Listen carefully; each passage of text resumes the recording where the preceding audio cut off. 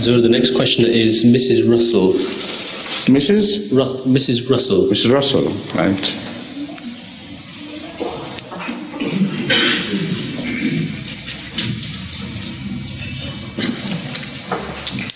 Your Holiness, I would like to ask this question.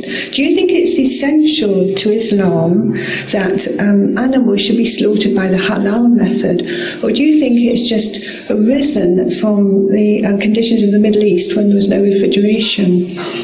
I'll explain that. You see, the question again has to be explained. The question itself has to be explained first. I'm going to do it for you. You see, when you hear of halal and haram much talked about in a society like the British society, and when you hear the edicts of some mullahs that do not eat any meat slaughtered by non-Muslims, then you have an image of what Islam is all about, and perhaps you understand Islam to be dividing a line between people of Islam and others in areas of daily common usage which are common. Now, this is not the correct understanding of Islam. Islam clearly lays down those things which are forbidden for human consumption.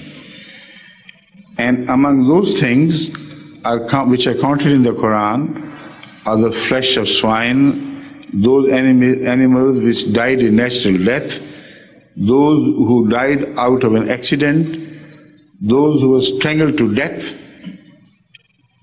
and all such animals who were slaughtered with the name of anyone else animal other than Allah.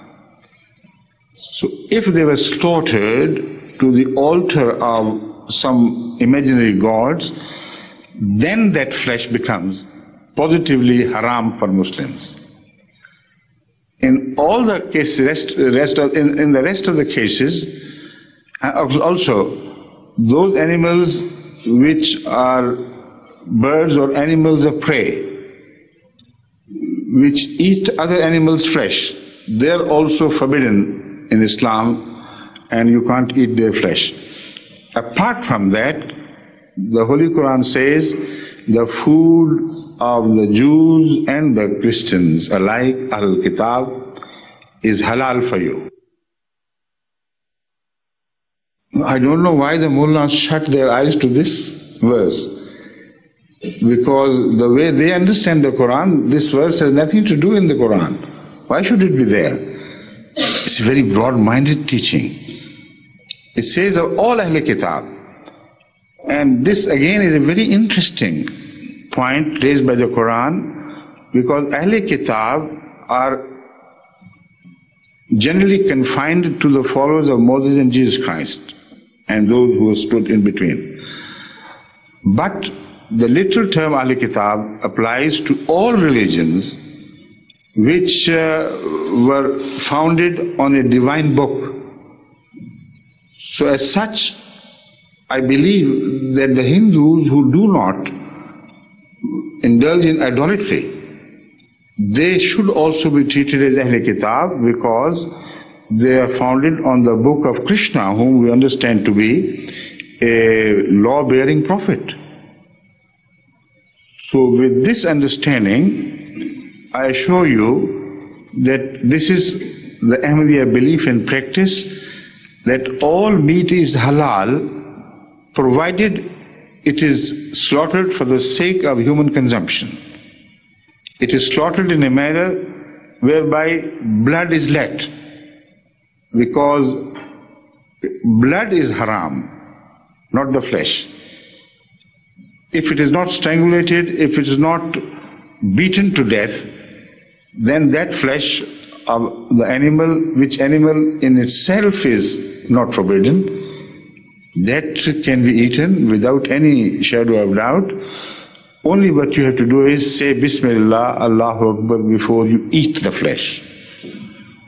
Now this is not only my interpretation of the Quran, this is proved to be the practice, the sunnah of Hazrat Muhammad Rasulullah sallallahu alaihi wasallam himself, Because we read in Bukhari, no other book than Bukhari, it is the most authentic book of traditions, that Hazrat Rasulullah ﷺ told some others who were doubtful about the quality of meat which they received from the Bedouins around, whether it was properly slaughtered or not, or whether it was slaughtered by Muslims or others. Muhammad ﷺ said, no, don't indulge in doubts and speculations.